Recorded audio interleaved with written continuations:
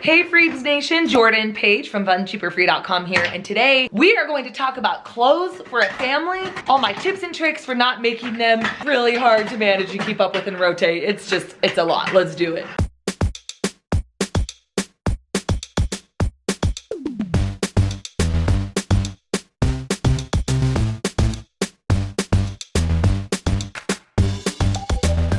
As a lot of you know, I've got, hi Betty, 8 kids, 11 and under, so we have a ton of clothes in our house. And I know a lot of you do too. I have had a lot of questions lately about kids' clothes and how to rotate them and how to store them and what to give away and how to keep them looking good, all sorts of questions. So I thought I'd compile them all into one video that will tell you all things clothing for family and how to make them work for you, not against you. Thank you to Rakuten for sponsoring this video and making it possible. Let's get to the tips. One of my tips that I think is really imperative if you plan to hand clothes down is look for clothes that have an adjustable waistband. It allows you to adjust the size of the waist. Oh, look it. We have a little visitor. Hi, Rio. What are you doing up here? You gonna help me put this laundry away? Hi, Rio. Hello, buddy. For my boys, the jeans fit them fine lengthwise as I hand jeans down, but one of my boys has a smaller waist than the other one did at their age, so I really love being able to use the same pair of pants and make them fit for both boys. Before you buy pants, check the waistband and make sure it has the adjustable waistband. All right, here is the ultimate hack for rotating and handing down clothes, and I call it the dot system. If you have more than one child of the same gender, each child in birth order represents a dot. So for example, I have 4 daughters. My oldest daughter is 1 dot. My second oldest daughter is 2 dots, and so on. Sometimes it's really hard to see the size on a label, or maybe that particular brand runs really small, so the size on the label isn't really indicative of which child you think it would fit. So go with the dot system. It's so simple. You find a spot on the label where you can put dots. This with 2 dots, this means that this dress currently belongs to my second oldest daughter. But then, as soon as she grows out of it, like she has, all you have to do is add another dot. And now this dress is officially handed down to my 3rd daughter. What? So easy. It also works incredibly well on shoes. Well, yeah. Another tip for helping to make sure that your kids put their clothes away where they belong is use vinyl or a label maker to label their drawers. The top of the drawers is nice because then when you push them in, it's hidden, but it still reminds them where their clothes belong. This also works really well with these cube organizers. You can use a label maker or vinyl and put the label here so that it's hidden when the cube is pulled forward, which keeps things looking nice and neat, but that the label appears when you push it back. One of my most important tips for clothing for a family of any size, or even yourself, whether you have kids or not, is to sort clothes by texture, not color. Millions of you have watched my laundry video and how I do my laundry. It is very unconventional, but the reason so many of you loved it is because it works so well. Laundry detergent and machines are just so much better now than they used to be. So you don't really need to be as concerned about separating darks and lights, with the exception of whites. You always want to wash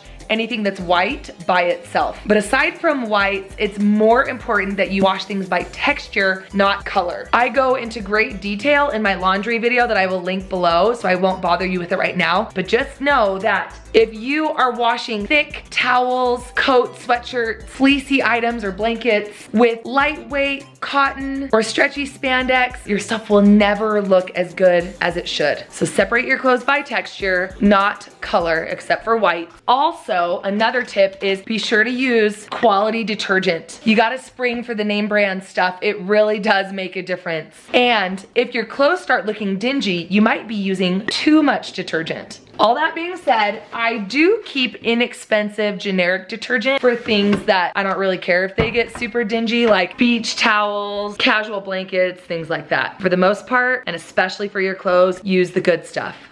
Okay, my next tip is for buying clothes. We all know that kids' clothes and adult clothes, for that matter, can really add up and get expensive. So my tip is to use Rakuten. I mean, is this even a tip at this point? This is just law. I've been talking about them for so long. They used to be called Ebates, but now they're called Rakuten, and they are the largest cashback site. They partner with over 2,500 stores, all the brands that you shop at anyway, like Sephora, Macy's, Kohl's, Children's Place, Carter's, American Eagle, Forever 21, even stores like Groupon. They not only get you exclusive coupons, but they also give you cash back totally for free. The way it works is it's totally free to sign up, and if you click the link in my profile, you get a $30 bonus just for signing up when you spend your first $30 online. What? And then once you're signed up, you just shop through their app or through their website. You shop like you normally do. It doesn't cost you anything extra. Then they get a commission that they split with you. You make money for doing nothing. And they pay you cash by sending you a big fat check once a quarter. It's mind-blowing. For me, I prefer to shop online because heaven knows I do not want to take my kids with me to a store. So I love to shop through their app or through their website. But you can also use Rakuten when you shop in person as well. Seriously, so cool. Click the link in my description to get a $30 bonus when you spend your first $30 online, and be sure to check it out. You'll save and earn so much money.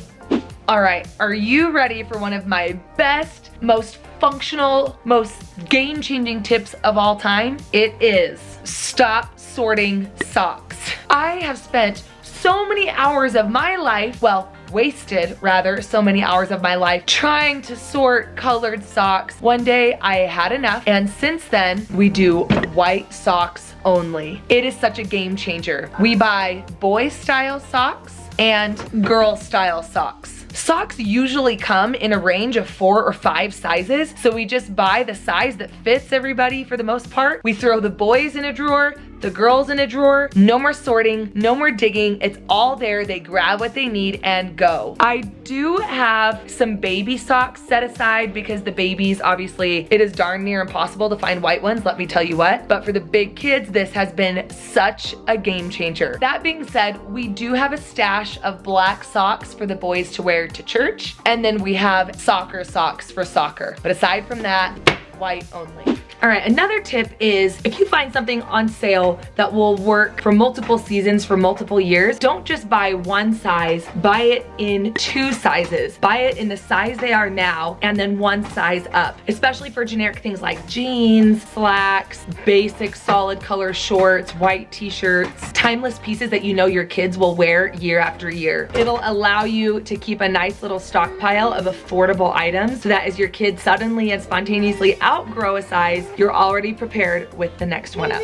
Okay, let's talk about storing clothes. Oh, it is such a hassle to rotate and store clothes, isn't it? I basically just saved and held on to everything. What happened though is that we ended up having a 6-year gap between boys. So by the time our next boy came around, a lot of the clothes were outdated or not in the best shape. My recommendation is to kind of meet in the middle. What we do is we allow 1 Tupperware Rubbermaid bin per size. You can keep these on a shelf in your garage, in an attic space. Then for us, like all of these clothes on top of this bin do not fit in here. So now I have some choices to make, and it will force me to go through the bin and get rid of things that maybe are more stained or aren't in the best shape, or things that I don't really need. And the same goes for shoes. I need to go ahead and put this in a bin, but we divide up the sizes by range. So we'll do like newborn shoes on up to size 5, and then we'll do from like 6 to size 13, and then we'll do from size 1 and up. We just throw all the shoes of that size in the bin. And then when we're done and we don't need the clothes anymore, you have a nice organized bin of clothes that you can just donate or give to someone else.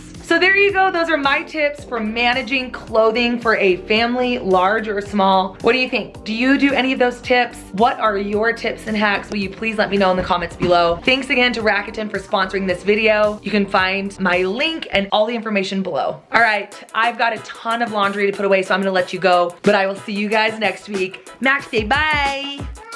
Say see you later. Bye guys.